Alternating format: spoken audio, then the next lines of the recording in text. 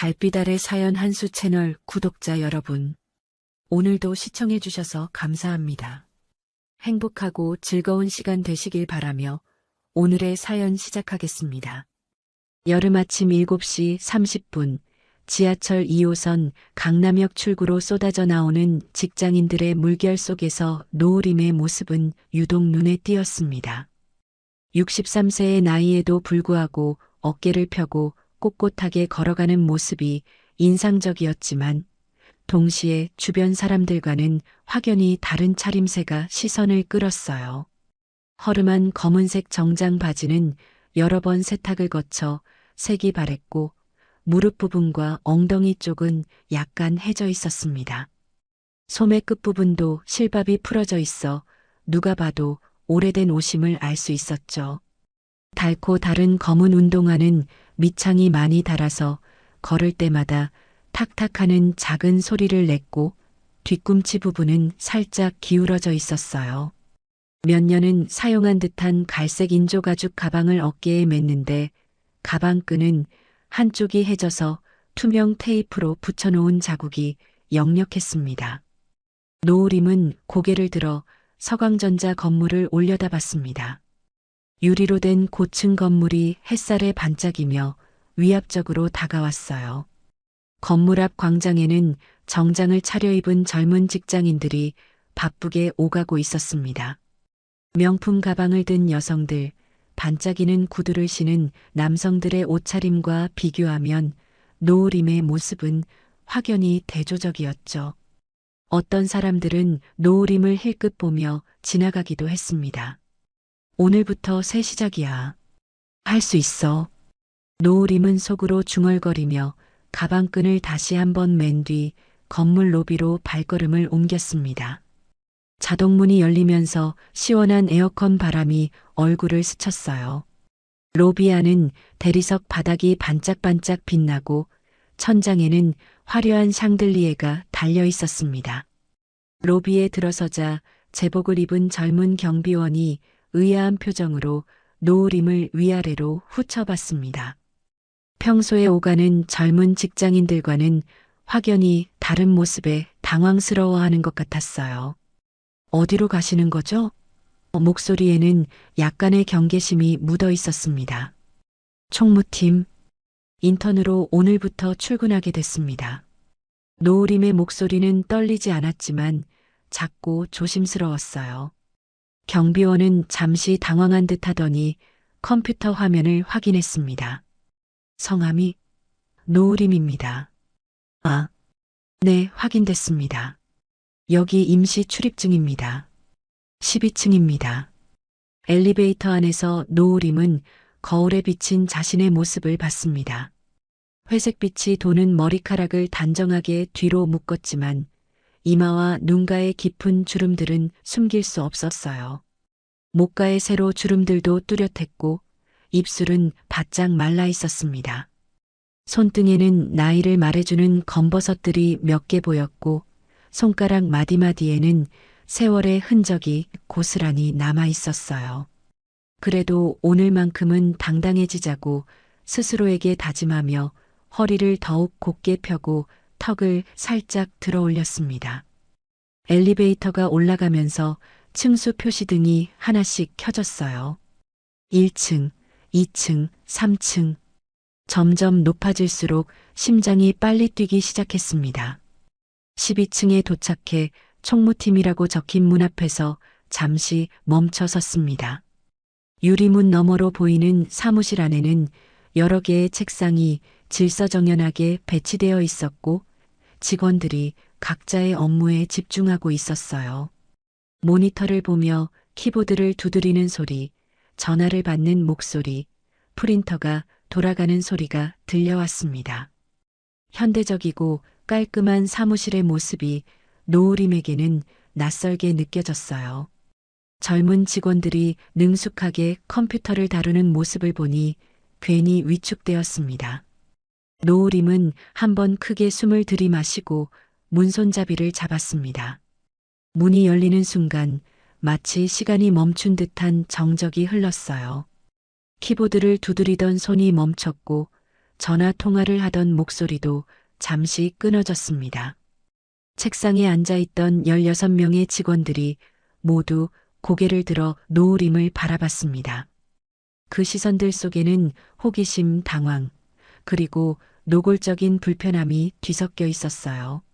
어떤 이는 눈을 크게 뜨고 어떤 이는 입을 살짝 벌린 채 멍하니 바라봤습니다. 마치 예상치 못한 손님이 갑자기 나타난 것처럼 말이죠. 20대 후반으로 보이는 김미경이라는 이름표를 단 여직원이 옆 동료의 팔을 툭 치며 작은 목소리로 속삭였습니다. 저분이 노을임이에요? 진짜 나이 실수한 거 아니야? 인턴이라고 하는데 완전 할머니잖아요. 인사팀에서 뭘 한 거야? 이런 나이까지 인턴으로 뽑다니. 말이 되나? 일을 제대로 할 수 있을까? 다른 직원이 고개를 젓으며 대답했죠. 아, 그냥 시니어 인턴 이벤트 대상자겠지.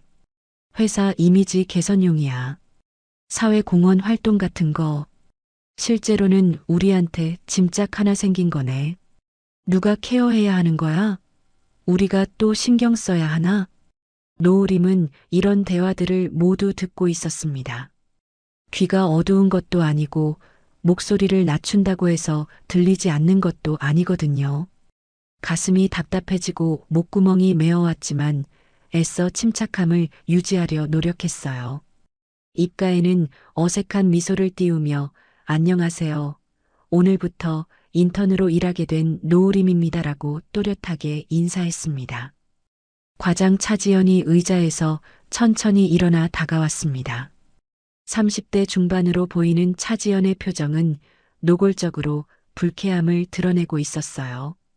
눈썹은 찌푸려져 있었고 입꼬리는 아래로 처져 있었습니다. 팔짱을 낀 채로 노을임을 위아래로 훑어봤죠. 노을임 씨죠? 저는 차지연 과장입니다. 차지연은 악수도 청하지 않고 차갑게 말했습니다. 목소리에는 짜증이 묻어 있었어요. 일단 복사기 사용법부터 배우시고요. 문서 정리하고 폐기물 분리수거, 그리고 화장실 청소까지 담당하시면 됩니다. 컴퓨터 업무는 글쎄요, 할 수 있으세요? 아무래도 나이가 나이다 보니 어려우실 텐데. 네, 알겠습니다. 열심히 배우겠습니다. 노을임이 고개를 숙이며 정중하게 대답했습니다. 목소리는 작았지만 또렷했어요. 부장 유미정은 커피잔을 들고 있던 손을 멈추고 비꼬듯 웃었습니다. 40대 초반으로 보이는 유미정의 눈빛은 차갑기 그지없었어요. 집에서 손주나 보며 편하게 지내셨으면 됐을 텐데 굳이 이런 곳까지 나오셨네요. 몸이 힘들지 않으세요? 젊은 애들도 적응하기 어려운 게 회사 생활인데 말이에요. 특히 우리 팀은 일이 많거든요. 야근도 자주 하고 말끝마다 가시가 돋아 있었어요. 괜찮습니다. 열심히 하겠습니다. 노을임이 작게 대답했지만 유미정의 시선은 여전히 차갑고 날카로웠습니다. 점심시간이 되자 직원들은 삼삼오오 모여 밖으로 나갔습니다. 오늘 치킨 먹으러 갈까? 아니면 파스타 어때? 저 새로 생긴 일식집 괜찮다던데? 즐거운 대화를 나누며 엘리베이터로 향하는 모습을 보며 노을임은 냉장고에서 아침에 넣어둔 도시락을 찾으려 했습니다. 분명히 노을임이라고 적힌 노란색 스티커를 붙여서 맨 앞쪽에 넣어뒀는데 어디에도 보이지 않았어요. 냉장고 위쪽, 아래쪽, 안쪽 구석구석을 살펴봐도 자신의 흰색 플라스틱 도시락은 온데간데 없었습니다. 도시락 찾으세요? 신입사원 이서연이 망설이듯 다가와 물었습니다. 25살 정도로 보이는 이서연의 표정에는 미안함과 동정이 뒤섞여 있었어요. 네. 아침에 분명히 넣어뒀는데 어디 갔을까요? 노을임의 목소리가 점점 작아졌습니다. 이서연은 미안한 표정을 지으며 혹시 누가 실수로 가져갔나? 하고 말을 흐렸죠. 그때 뒤에서 누군가의 목소리가 들려왔습니다. 회사 돈으로 공짜 배급받는 것도 아깝지 않나? 전기세, 냉장고 전력비까지 생각해봐. 하루 이틀도 아니고 말이야. 다른 목소리가 이어졌습니다. 그러게 말이야. 차라리 그 자리에 젊은 애 한 명 더 뽑지. 뭔가 업무 효율성도 떨어질 것 같고, 우리가 다 케어해야 하잖아.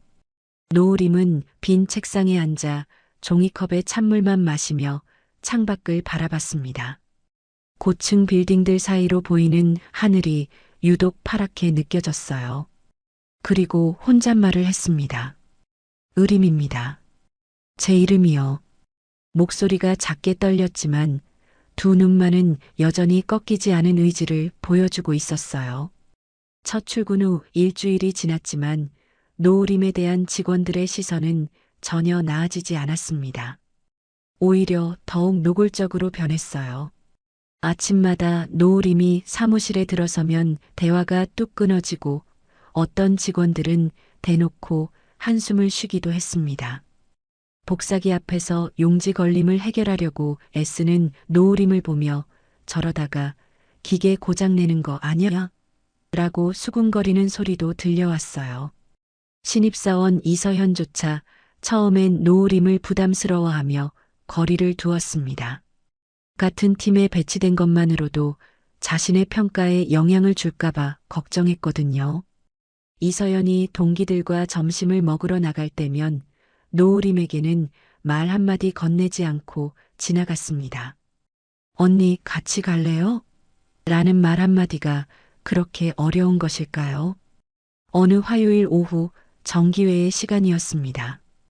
회의실에 모인 총무팀 전 직원들 앞에서 차지연 과장이 이번 분기 업무 계획을 설명하고 있었어요. 노을임은 구석자리에 앉아 열심히 메모를 하며 듣고 있었습니다. 손글씨가 약간 떨리긴 했지만 한 글자도 놓치지 않으려고 애쓰는 모습이었죠. 문서 보관 시스템 개선에 대해서는 어떻게 생각하십니까? 차지연이 팀원들에게 물었을 때 노을임이 조심스럽게 손을 들었습니다. 제가 이전 직장에서 비슷한 업무를 해본 적이 있는데요. 파일 분류 체계를 조금 더 세분화하면 검색 시간을 단축할 수 있을 것 같습니다. 그 순간 회의실에 차가운 정적이 흘렀어요. 차지연의 얼굴이 굳어졌고 다른 직원들은 서로 눈치를 보며 당황스러워했습니다.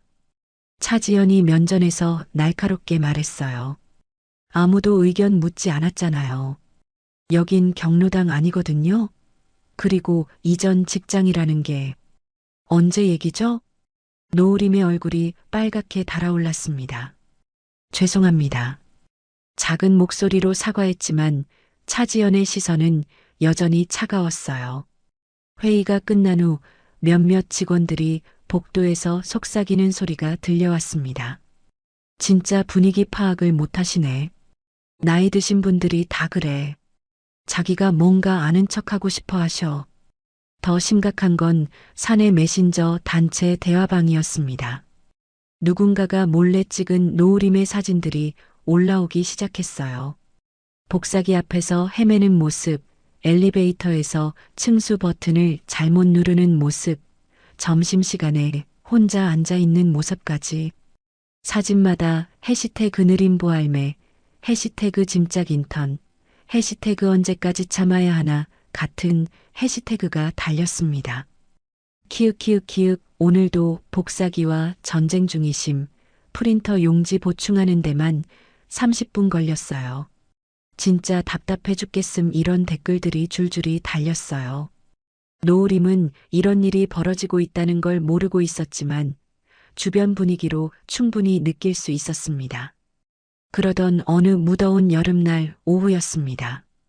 지하 문서 창고에서 혼자 오래된 서류들을 정리하고 있던 노을임이 갑자기 쓰러졌어요. 에어컨도 없는 좁은 창고에서 몇 시간째 일하다가 탈수와 더위로 정신을 잃은 거였습니다. 바닥에 쓰러진 노을임의 모습을 발견한 건 우연히 지나가던 이서현이었어요. 어머, 노을임 씨. 이서연이 다급하게 소리쳤지만 다른 직원들의 반응은 시큰둥했습니다. 병원 가셔야 하는 거 아니야? 이서연이 말했지만 차지연은 그냥 잠깐 쉬시면 괜찮아질 거야. 나이 드신 분들이 가끔 그러셔라며 대수롭지 않게 넘겼어요. 결국 구내식당에서 일하는 조리사 오말순만이 조용히 다가와 도움을 주었습니다. 오말순은 찬 물수건을 가져와 노우림의 이마에 올려주고 부채질을 해주며 정성스럽게 돌봐주었어요. 괜찮으세요? 억지로 참지 마시고 쉬셔야 해요. 의식을 되찾은 노우림이 고맙다고 말하자 오말순은 조용히 물었습니다. 노우림 언니, 이렇게까지 하며 살아야 돼요? 이 나이에 이런 대접받으면서까지 일할 필요가 있을까요? 노우림은 잠시 침묵했다가 작은 목소리로 대답했습니다. 사는데 이유가 있어야 되나요? 저는 하루만 더 있어도 괜찮아요. 그냥 어디선가 필요한 사람이고 싶을 뿐이에요. 그날 저녁 집으로 돌아가는 지하철 안에서 노우림은 창밖을 바라보며 생각했습니다. 정말로 자신이 이곳에 있을 이유가 있는 걸까요? 매일 아침 일어나 이런 시선들을 받으면서도 출근해야 하는 이유가 있는 걸까요? 하지만 포기하고 싶지는 않았어요. 적어도 자신이 누군가에게 도움이 될 수 있다는 걸 보여주고 싶었습니다. 다음 날 아침, 노우림은 평소보다 일찍 출근해서 사무실 청소를 깨끗하게 해놓았습니다. 각자의 책상 위를 정리하고 화분에 물도 주고 복사기 용지도 미리 보충해 두었어요.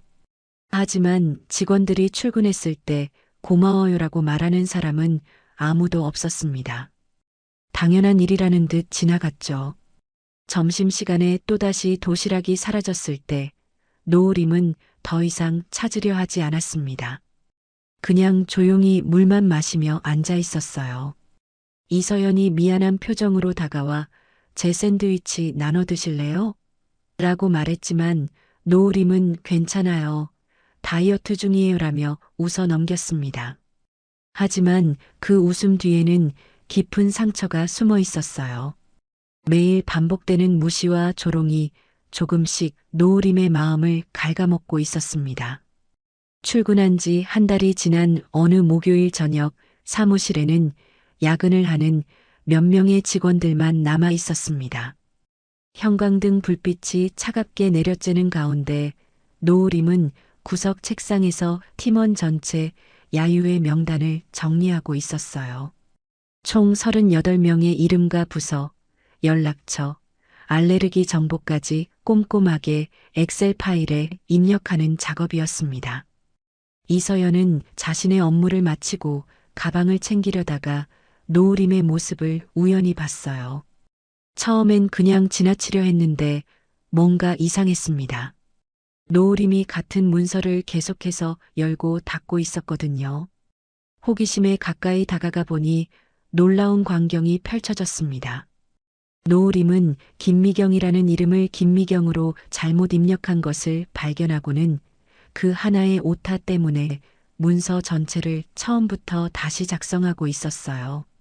이미 10번도 넘게 반복한 일이었습니다. 컴퓨터 화면을 가까이 들여다보며 한 글자 한 글자 확인하는 모습, 돋보기를 꺼내어 종이에 적힌 원본과 대조해보는 모습이 이서연의 마음을 움직였어요. 저 도와드릴까요? 이서연이 조심스럽게 다가가 물었습니다.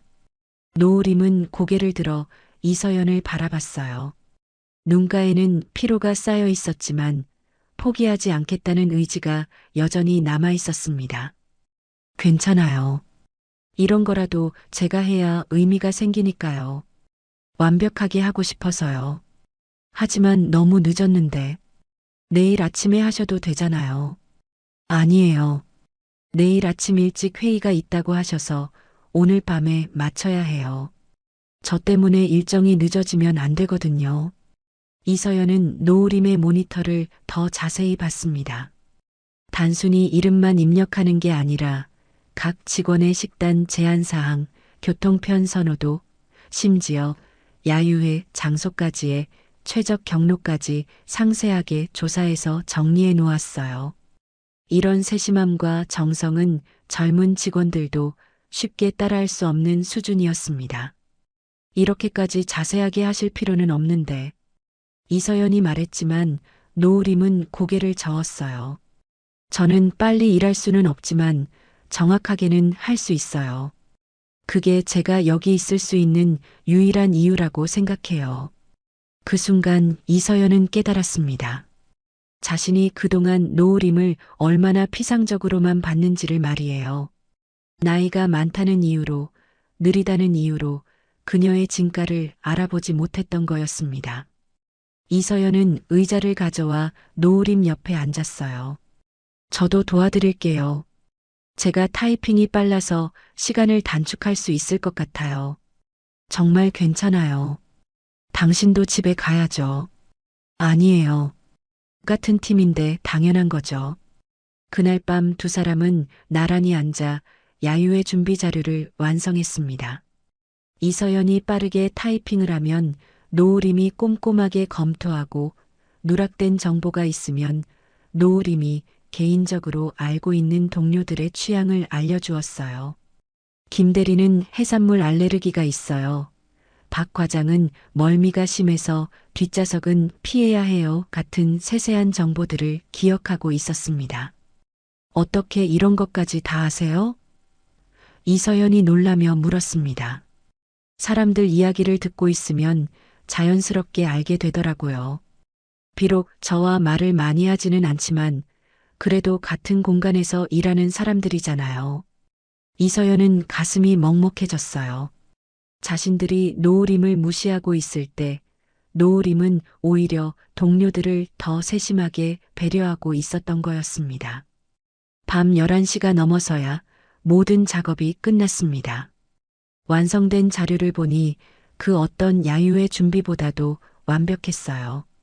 참가자 명단부터 시작해서 메뉴 선택, 교통편, 응급상황 대응책까지 빠짐없이 정리되어 있었습니다. 정말 고마워요, 서연 씨. 노우림이 진심으로 감사 인사를 했습니다. 아니에요. 오히려 제가 배웠어요. 일을 이렇게 정성스럽게 하는 방법을요. 그날 이후 이서연의 마음이 조금씩 변하기 시작했습니다. 다른 직원들이 노우림을 조롱할 때 불편함을 느꼈고 점심시간에 혼자 앉아 있는 노우림을 보면 마음이 아팠어요. 어느 날은 용기를 내어 노우림에게 말을 걸었습니다. 노우림 씨, 점심 같이 드실래요? 괜찮아요. 다른 분들과 가세요. 아니에요. 저도 혼자 먹고 싶었어요. 그날부터 이서연은 가끔씩 노우림과 함께 점심을 먹었습니다. 처음엔 어색했지만 시간이 지날수록 노우림의 진면목을 알게 되었어요. 삶의 지혜가 깊고 다른 사람을 배려할 줄 아는 따뜻한 사람이었습니다. 서연 씨는 왜 저한테 잘해주세요? 어느 날 노우림이 물었습니다. 그냥 옳은 일 같아서요. 나이나 경력과 상관없이 함께 일하는 사람은 존중받아야 한다고 생각해요. 노우림의 눈가에 촉촉한 것이 맺혔습니다. 고마워요. 정말로요. 하지만 다른 직원들의 시선은 여전히 차가웠어요. 이서연이 노우림과 가까워지는 것을 못마땅하게 여기는 사람들도 있었습니다. 신입이 왜 저런 사람하고 어울려? 평가에 안 좋은 영향 줄 텐데 같은 뒷말들이 들려왔어요. 그럼에도 이서연은 포기하지 않았습니다. 진정한 동료란 무엇인지, 사람을 판단하는 올바른 기준이 무엇인지를 노우림을 통해 배우고 있었거든요. 그리고 이 작은 변화가 앞으로 일어날 큰 사건의 씨앗이 되리라는 것을 아직 아무도 몰랐습니다. 금요일 오후 5시 차지연 과장이 큰 목소리로 공지했습니다. 오늘 총무팀 회식입니다. 모두 참석하세요. 직원들은 웅성거리며 좋아했지만 노우림만은 어색하게 서 있었어요. 회식에 참여해도 될까 망설이고 있었거든요. 노우림 씨도 당연히 오시는 거죠? 차지연이 비꼬듯 웃으며 말했습니다. 팀워크가 중요하니까요. 저는 괜찮습니다. 집에 일찍 가야 해서. 노우림이 조심스럽게 거절하려 했지만 유미정 부장이 끼어들었어요. 아니에요. 팀 행사에는 모두 참여해야죠. 안 그러면 단합에 문제가 생기잖아요. 결국 노우림은 어쩔 수 없이 회식에 참여하게 되었습니다. 강남역 근처의 한 삼겹살집, 돼지마을이라는 간판이 번쩍거리는 곳이었어요. 직원들은 삼삼오오 모여 앉았는데 노우림만 구석 자리에 혼자 앉게 되었습니다. 회식이 시작되자마자 분위기는 어색했어요. 젊은 직원들은 자신들끼리 즐겁게 대화를 나누며 고기를 구워 먹었지만 노우림은 마치 투명인간이 된 것처럼 취급받았습니다. 누군가 고기를 구워줄 리도 없었고 반찬을 권해주는 사람도 없었어요. 노우림 씨, 드세요. 이서연이 구운 고기를 노우림 앞에 놓아주자 다른 직원들이 힐끗거리며 바라봤습니다. 1시간 정도 지나자 분위기가 달아오르기 시작했어요. 술이 들어간 직원들의 목소리가 점점 커졌고 농담도 거칠어졌습니다. 그때 차지연이 소주잔을 들고 일어났어요. 자, 우리 팀의 막내에게 건배를. 차지연이 큰 소리로 말했습니다. 그런데 막내가 누구지? 나이로 보면 노우림 씨가 막내인가? 직원들이 웃기 시작했어요. 그러게요. 입사 순서로는 확실히 막내죠. 김미경이 맞장구를 쳤습니다. 그럼 우리 막내 노우림 씨에게 건배. 차지연이 노우림을 향해 잔을 들었어요. 오늘도 무사히 회사 버텨주신 우리 어르신께. 노우림의 얼굴이 빨갛게 달아올랐습니다. 어르신이라는 말에 상처받았지만 그래도 참으려 했어요. 하지만 차지연은 여기서 멈추지 않았습니다. 자, 마시라고요. 이거라도 해줘야 저희 회사 기운 받죠. 차지연이 소주병을 노우림 앞에 털썩 놓았어요. 오늘만큼은 나이 있고 젊어지세요. 다른 직원들도 가세했습니다. 맞아요. 한잔하세요. 회식에서 술 안 마시면 재미없잖아요. 술을 강요하는 분위기가 되었어요. 저는 술을 잘 못 마셔서. 노우림이 작은 목소리로 거절했지만 아무도 들으려 하지 않았습니다. 그때 김미경이 치킨 뼈가 가득 담긴 그릇을 노우림 앞으로 밀어냈어요. 이것도 정리해 주세요. 어차피 청소는 노우림 씨 담당이잖아요. 노우림은 그 순간 참을 수 없었습니다. 며칠째 쌓여있던 울분이 터져나왔어요. 물컵을 탁 소리나게 내려놓으며 일어섰습니다. 이런 대접을 받을 만큼 저는 잘못한 게 없습니다. 노우림의 목소리가 떨렸지만 또렷했어요. 나이가 많다고 인턴이라고 해서 이렇게 무시당할 이유는 없어요. 순간 회식장이 조용해졌습니다. 술에 취한 직원들도 잠시 멈칫했어요. 그동안 조용히 참기만 하던 노우림이 처음으로 목소리를 낸 거였거든요. 하지만 유미정의 반응은 더욱 차가웠습니다. 뭐라고요? 지금 우리가 잘못했다는 거예요? 유미정이 일어서며 목소리를 높였어요. 회사에서 그동안 어떻게 지내셨는지 모르시나요? 일도 제대로 못하시면서. 부장님, 그건 너무하신 거 아니에요? 이서연이 용기를 내어 말했지만 유미정은 이서연을 노려봤어요. 신입이 뭘 안다고 나서? 유미정이 소주잔을 집어들었습니다. 정말 답답하네. 그럼 이제 그만두시죠. 서로 피곤하잖아요. 그리고는 믿을 수 없는 일이 벌어졌습니다. 유미정이 소주잔에 든 술을 노우림의 얼굴에 확 부어버린 거예요. 차가운 술이 노우림의 얼굴과 옷에 흘러내렸습니다. 어머! 이서연이 소리를 질렀고 다른 직원들도 당황해서 웅성거렸어요. 하지만 아무도 유미정을 말리지는 않았습니다. 노우림은 얼굴에 흐르는 술을 닦지도 않은 채 그 자리에 서 있었어요. 눈가에는 눈물이 맺혀 있었지만 떨어뜨리지는 않았습니다. 대신 조용히 말했어요. 정말 이래야만 하시나요? 회식장에는 무거운 침묵이 흘렀습니다. 술에 취했던 직원들도 순간 정신이 번쩍 들었어요. 아무리 그래도 이건 너무 심한 거 아닌가 싶었거든요. 노을임은 천천히 가방을 들고 회식장을 나서기 시작했습니다. 술에 젖은 옷깃을 털지도 않고 뒤돌아보지도 않았어요. 문을 향해 걸어가는 노을임의 뒷모습은 쓸쓸했지만 동시에 꺾이지 않은 의지를 보여주고 있었습니다. 노을임 씨. 이서연이 일어서려 했지만 노을임이 손짓으로 말렸어요. 괜찮아요. 혼자 갈 수 있어요. 노을임이 회식장 문에 손을 대는 순간 갑자기 문이 철컥 소리를 내며 바깥에서 열렸습니다. 노을임이 깜짝 놀라 뒤로 물러섰고 문 너머로 누군가의 실루엣이 나타났어요. 정장을 차려입은 중년 남성이 조용히 회식장 안을 둘러봤습니다. 그의 등장과 함께 회식장의 분위기가 순식간에 얼어붙었어요. 과연 이 사람은 누구일까요? 문 너머로 나타난 남성은 차분한 표정으로 회식장 안을 천천히 둘러봤습니다. 깔끔하게 다림질된 검은색 정장을 입었고 은색 시계가 조명에 반짝였어요. 중년의 나이답지 않게 곧은 어깨와 위험 있는 걸음걸이를 보였습니다. 하지만 무엇보다 사람들을 압도하는 것은 그의 눈빛이었어요. 날카롭지는 않았지만 모든 것을 꿰뚫어 보는 듯한 깊이가 있었습니다. 회식장에 있던 모든 사람들이 숨을 죽였습니다.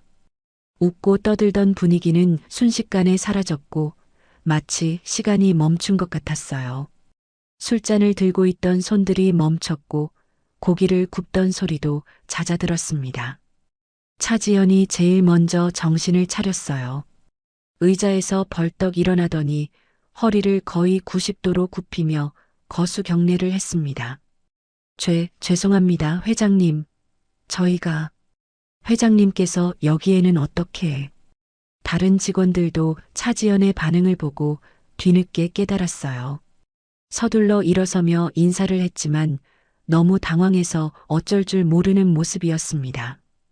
김미경은 손에 들고 있던 소주잔을 떨어뜨릴 뻔했고 다른 직원은 의자에 걸려 넘어질 뻔했어요. 바로 이 사람이 서광전자의 회장 최태섭이었습니다. 평소에는 임원진과만 만날 뿐 일반 직원들과는 거의 접촉이 없었거든요.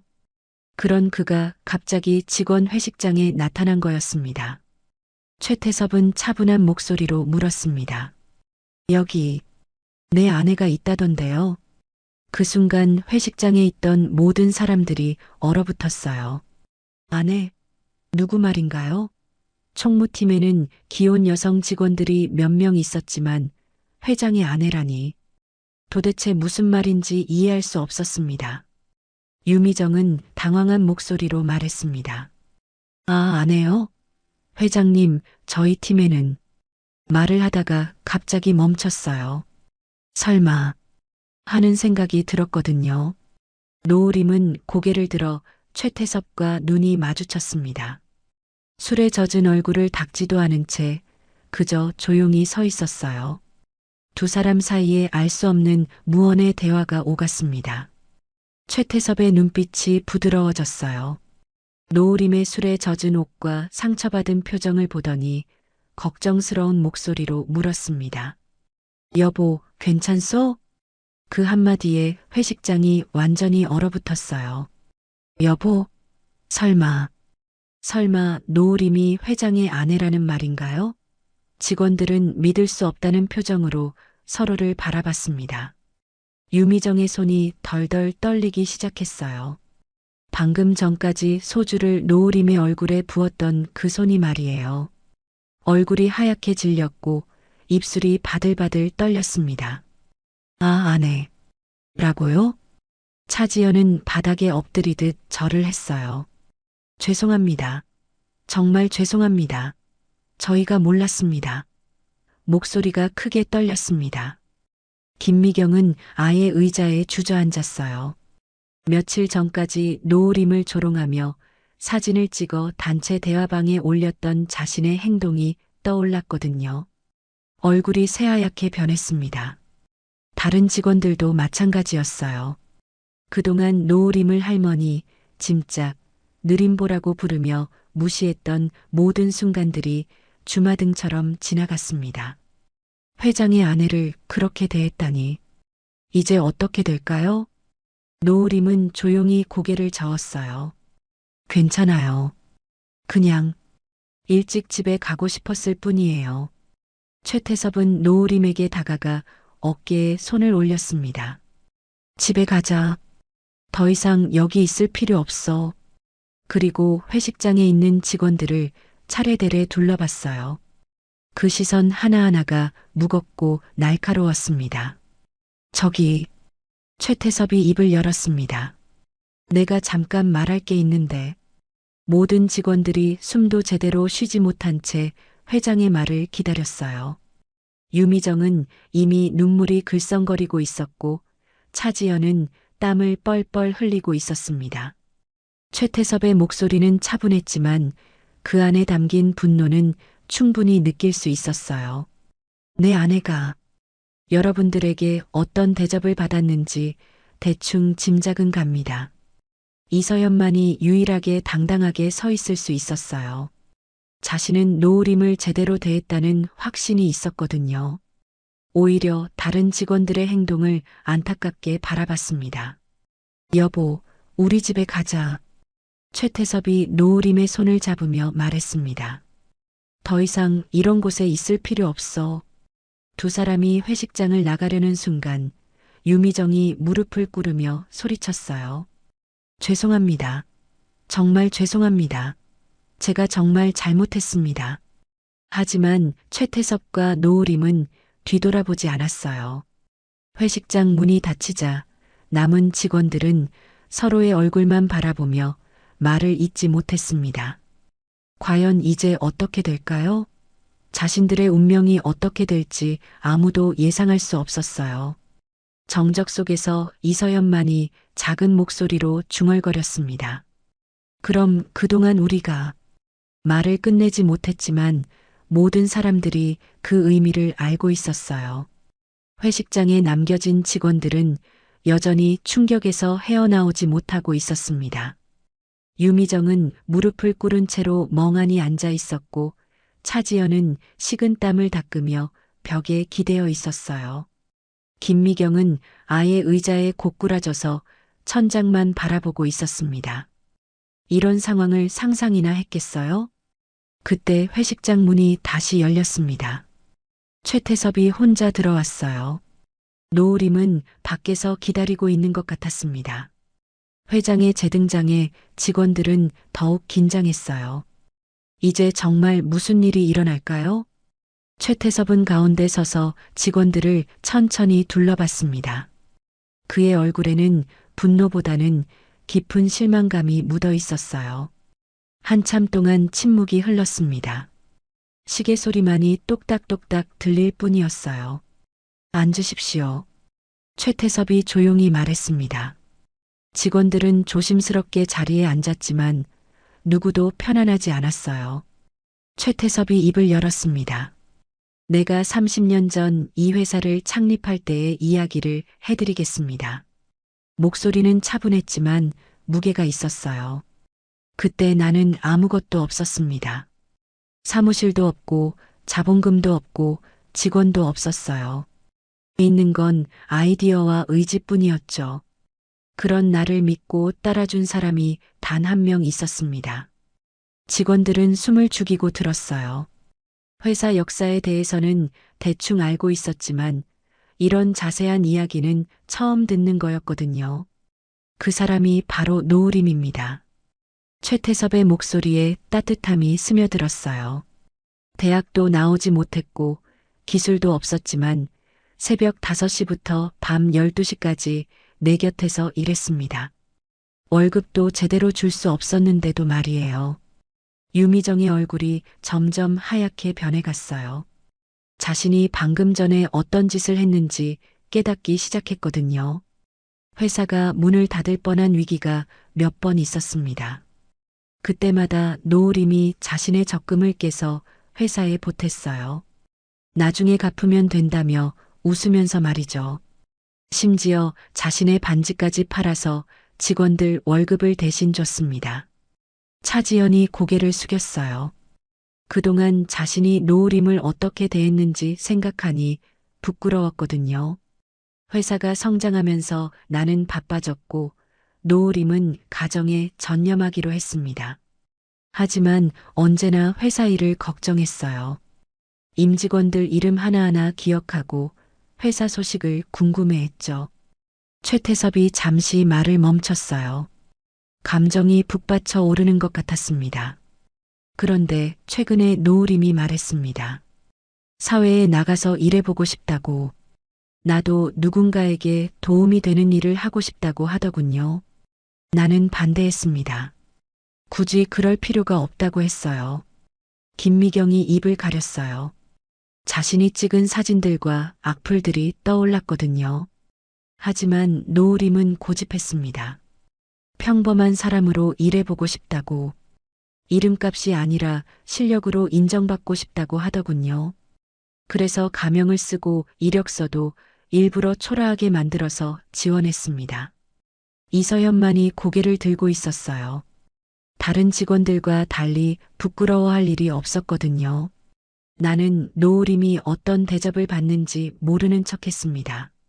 스스로 경험해보고 싶다고 하니까요. 하지만 오늘 최태섭의 목소리가 약간 떨렸어요. 오늘 보니 참을 수가 없더군요. 최태섭이 유미정을 바라봤습니다. 부장님, 방금 전에 무슨 일을 하셨는지 기억하십니까? 유미정이 떨리는 목소리로 대답했어요. 죄송합니다. 정말 죄송합니다. 죄송하다고? 그걸로 되는 문제인가요? 최태섭의 목소리가 처음으로 날카로워졌어요. 당신은 이 회사를 세운 사람에게 술을 부었습니다. 그것도 사람들이 보는 앞에서. 유미정이 눈물을 흘리기 시작했어요.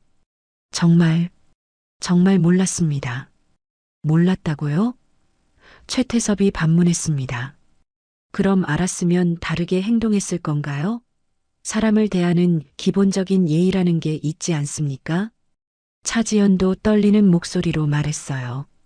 회장님, 저희가 정말 잘못했습니다. 용서해 주십시오. 최태섭이 고개를 저었어요. 용서는 내가 할 일이 아닙니다. 노을임이 할 일이죠.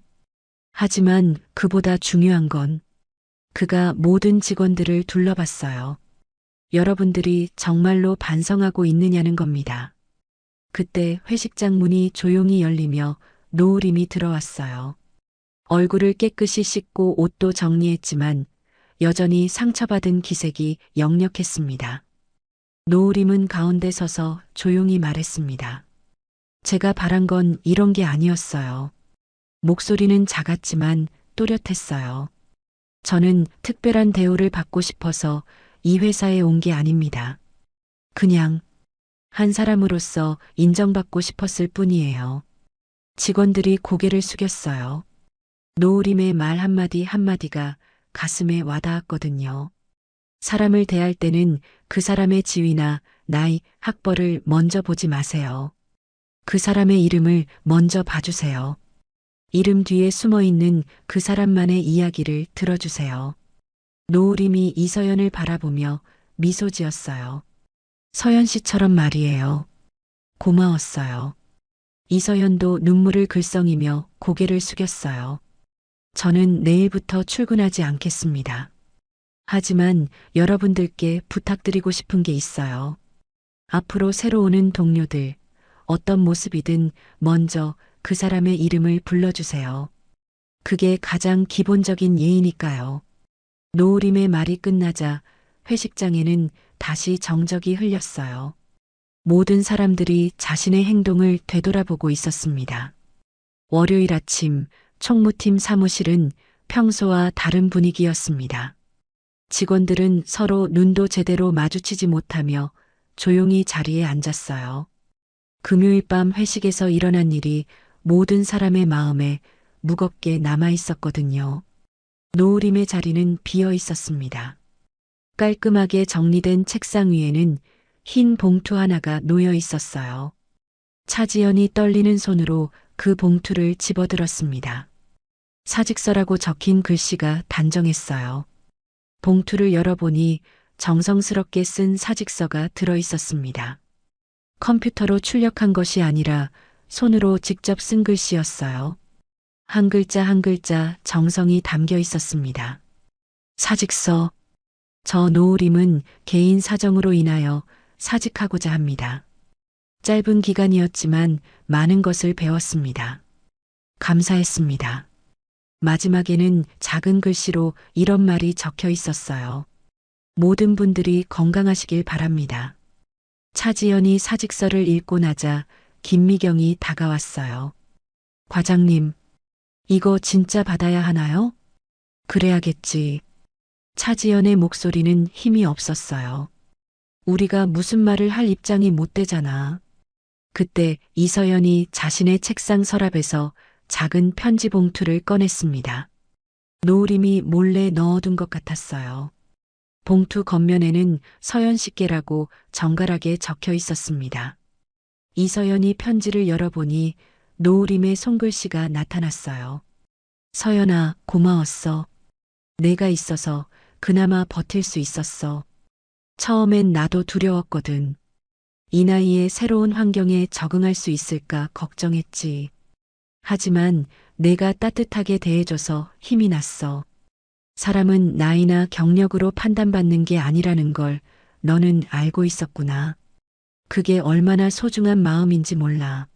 앞으로도 그 마음 잃지 말고 새로 들어오는 사람들에게도 따뜻하게 대해줘. 너의 앞길이 항상 밝기를 바라며. 노을이 몰림. 편지 끝에는 작은 포스트잇이 붙어 있었어요. 전에 내가 좋아한다고 했던 카페 쿠폰이야. 가끔 생각날 때 커피 한 잔 마시며 웃어줘. 이서연의 눈가에 눈물이 맺혔어요. 노을임이 마지막까지도 자신을 챙겨준 마음이 고마웠거든요. 언니. 이서연이 작은 목소리로 중얼거렸습니다. 다른 직원들도 하나둘씩 자신의 책상을 확인해 봤어요. 놀랍게도 모든 사람의 책상에 작은 편지나 메모가 놓여 있었습니다. 심지어 차지현과 유미정의 책상에도 말이에요. 차지현이 자신의 편지를 펼쳐봤습니다. 지연 씨, 많이 힘드셨죠? 중간 관리자는 위아래 눈치 보느라 정말 어려울 것 같아요. 저 때문에 더 스트레스 받으셨을 텐데 미안해요. 앞으로는 좀 더 여유롭게 일하세요. 건강이 최고예요. 차지연이 편지를 읽고 나니 가슴이 먹먹해졌어요. 자신이 그렇게 차갑게 대했는데도 노을임은 자신을 걱정해주고 있었던 거예요. 유미정의 편지는 좀 더 길었어요. 미정 씨, 부장님이라는 자리가 얼마나 무거운지 알 것 같아요. 모든 걸 완벽하게 해야 한다는 부담감 때문에 예민해지셨을 거예요. 저도 비슷한 경험이 있어서 이해해요. 하지만 가끔은 완벽함보다 따뜻함이 더 중요할 때가 있어요. 금요일 일은 잊어버리세요. 앞으로 더 좋은 부장님이 되실 거라고 믿어요. 유미정은 편지를 읽고 나서 한참 동안 말을 잇지 못했어요. 자신에게 술을 부었던 그 사람이 이런 마음을 가지고 있었다니 믿을 수 없었거든요. 김미경의 편지에는 이런 말이 적혀 있었어요. 미경 씨, 젊고 예쁘고 능력도 좋은 당신이 부러웠어요. 나도 그런 시절이 있었거든요. 하지만 나이가 들면서 깨달은 게 있어요. 젊음보다 더 아름다운 건 다른 사람을 이해하려는 마음이라는 거예요. 당신에게도 그런 마음이 있다는 걸 알고 있어요. 오말순에게는 감사 인사가 적혀 있었어요. 말순 씨, 제일 힘들 때 도와주셔서 고마웠어요. 따뜻한 물수건과 부채질 잊지 않을게요. 언니의 손길이 얼마나 소중했는지 몰라요. 심지어 평소에 별로 대화하지 않았던 다른 직원들에게도 각각 다른 내용의 편지가 있었어요. 노을임이 얼마나 세심하게 모든 사람을 관찰하고 배려했는지 알 수 있었습니다. 정말 이서연이 울먹이며 말했어요.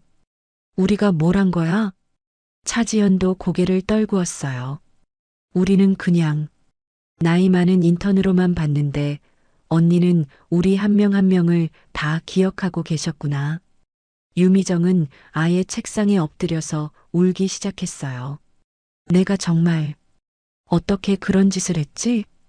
그날 하루 종일 총무팀은 조용했어요. 평소 같으면 웃고 떠들었을 텐데 아무도 입을 열지 않았습니다. 모두가 노을임의 편지를 다시 읽으며 자신의 행동을 반성하고 있었어요. 점심시간에 이서연이 구내식당에서 오말순을 만났습니다. 아줌마, 노을임 언니 어떻게 지내세요? 글쎄, 안 좋아 보이더라. 많이 상처받으신 것 같아. 제가 뭔가 할 수 있는 일 없을까요? 오말순이 이서연을 따뜻하게 바라봤어요. 마음만으로도 고마워.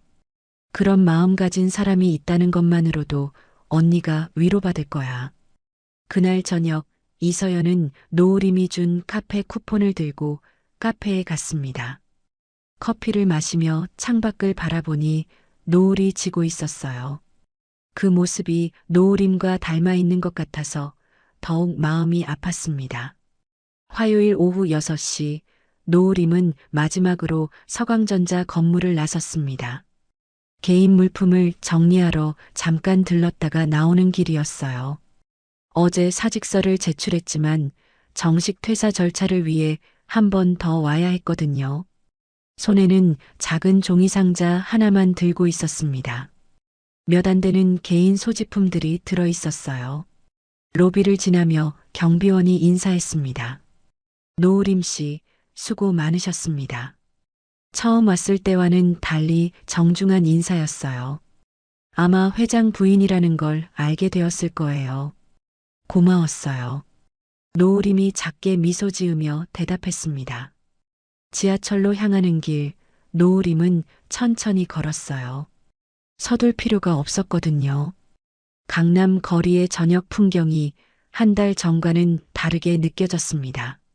처음 출근할 때는 설렘과 걱정이 뒤섞인 마음이었는데 지금은 복잡하지만 평온한 기분이었어요. 지하철역 계단을 내려가며 문득 생각했습니다. 정말 아무것도 얻지 못한 걸까? 그건 아니었어요. 적어도 이서연이라는 따뜻한 사람을 만났고 오말순의 진심 어린 도움도 받았습니다. 그리고 무엇보다 자신이 누구인지 어떤 사람인지 다시 한번 확인할 수 있었어요. 지하철이 들어오는 소리가 들렸습니다. 평소보다 사람이 적은 편이었어요. 노을임은 구석자리에 앉아 창밖을 바라봤습니다. 지하철이 지상 구간을 지날 때 서쪽 하늘이 보였어요. 붉은 노을이 서울 하늘을 물들이고 있었습니다. 가방에서 오말순이 싸준 주먹밥을 꺼냈어요. 집에 가는 길에 드세요라며 건네준 따뜻한 마음이 담겨 있었습니다. 김치와 참치를 넣은 간단한 주먹밥이었지만 그 어떤 고급 요리보다 맛있었어요. 그때 가방에서 이서연이 준 작은 꽃다발이 보였습니다. 마지막 날 몰래 책상에 놓아둔 거였어요. 작은 카드가 붙어 있었는데 노을임 선생님, 전 선생님의 이름을 절대 잊지 않겠습니다라고 적혀 있었습니다. 노을임의 눈가에 미소가 번졌어요. 선생님이라고 불러준 게 참 고마웠습니다. 나이로도 지위로도 부르지 않고 그냥 한 사람으로서 존중해준 마음이 느껴졌거든요. 핸드폰이 울렸습니다. 남편 태섭이었어요. 여보, 어디야? 집에 와. 응, 지금 지하철 타고 가는 중이야. 힘들었지? 오늘 저녁에는 내가 좋아하는 순두부찌개 끓여 놓을게. 고마워. 그런데 나 후회하지 않아. 뭘? 인턴 한 건 말이야. 힘들었지만 의미 있었어. 태섭이 잠시 말을 멈췄다가 조용히 말했어요. 그럼 됐어. 내가 원하는 게 그거였으니까. 전화를 끊고 노을임은 다시 창밖을 바라봤습니다. 노을이 더욱 붉게 물들어가고 있었어요. 마치 자신의 이름처럼 아름다운 색깔이었습니다. 노을임. 자신의 이름을 속으로 되뇌어 봤어요. 어릴 때부터 이 이름이 좋았습니다. 하루의 끝을 아름답게 물들이는 노을처럼 자신도 누군가의 하루를 조금이라도 따뜻하게 만들 수 있는 사람이 되고 싶었거든요. 회사에서의 한 달은 분명 힘들었어요. 무시당하고 조롱받고 심지어는 모욕까지 당했습니다. 하지만 그 과정에서 진짜 소중한 것이 무엇인지 깨달을 수 있었어요. 사람을 판단하는 기준이 나이나 지위가 아니라 마음이라는 것, 그리고 작은 관심과 배려가 얼마나 큰 힘이 되는지를 말이에요. 이서연의 따뜻한 마음, 오말순의 진심 어린 도움, 그리고 마지막에 자신을 걱정해준 태섭의 사랑. 이런 것들이 진짜 소중한 거였습니다. 지하철이 자신이 내릴 역에 도착했습니다. 노을임은 천천히 일어나 가방을 챙겼어요. 플랫폼에 내려서 다시 한번 하늘을 올려다봤습니다. 노을이 절정에 달해온 하늘이 붉게 물들어 있었어요. 집으로 가는 길, 동네 슈퍼 아저씨가 인사했습니다. 어머, 노을임 씨. 오늘은 일찍 오셨네요? 네, 오늘부터 좀 더 일찍 올 수 있을 것 같아요. 그러세요? 그럼 좋겠네. 맨날 늦게 오셔서 걱정했어요. 이런 일상적인 대화가 새삼 소중하게 느껴졌어요. 특별할 것 없는 평범한 인사였지만 자신을 기억하고 걱정해주는 마음이 담겨 있었거든요. 집 앞에 도착했을 때 태섭이 현관 앞에서 기다리고 있었습니다. 왜 밖에 나와 있어? 그냥 마중 나왔어. 두 사람은 나란히 집 안으로 들어갔어요. 정말로 순두부찌개 냄새가 났습니다. 따뜻하고 구수한 냄새가 집안을 가득 채우고 있었어요. 저녁을 먹으며 태섭이 물었습니다. 정말 괜찮아? 속상하지 않아? 속상하긴 했지. 하지만 배운 것도 많아. 그리고 노을임이 잠시 말을 멈췄다가 이어갔어요. 나도 누군가에게는 의미 있는 사람이었다는 걸 알게 됐어. 당연하지. 넌 항상 의미 있는 사람이었어. 고마워. 하지만 이번엔 달랐어. 회장 부인이 아니라 그냥 노을임으로서 말이야. 그날 밤 잠자리에 들기 전 노을임은 베란다에 나가 밤하늘을 바라봤습니다. 별들이 반짝이고 있었어요. 내일은 또 다른 하루가 시작될 것이고 자신만의 방식으로 의미 있는 일들을 찾아갈 거예요. 노을임입니다. 밤 공기에 대고 작은 목소리로 말했어요. 나이 들어서야 인턴이 된 여자인 동시에 한 사람의 이름이기도 해요. 바람이 살살 불어와 머리카락을 스쳤습니다. 세상은 조용히 그녀의 이름을 기억하기 시작했어요. 노을임이라는 한 사람의 존재를, 그리고 모든 사람이 존중받을 권리가 있다는 소중한 진실을 말이죠. 창문 너머로 태섭의 목소리가 들려왔어요. 여보, 들어와. 감기 걸어. 응, 지금 가. 노을임은 마지막으로 한 번 더 하늘을 올려다보고 집 안으로 들어갔습니다. 내일은 또 다른 시작이 기다리고 있을 테니까요.